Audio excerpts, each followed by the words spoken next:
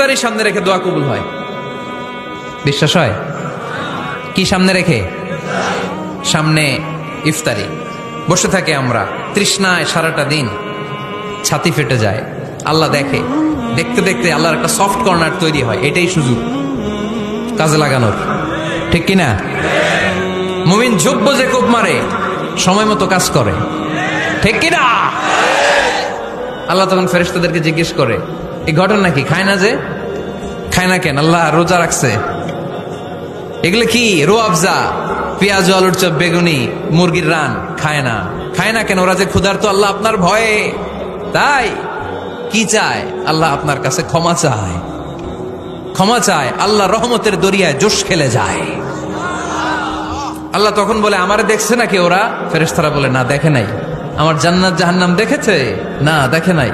আমারে না দেখে, জান্নাত জাহান্নাম না দেখে আমার এত ভয় করে? যাও, আজকের এই রোজার বিনিময়ে এখন বান্দা যা চাইবে সব কবুল করে নেব।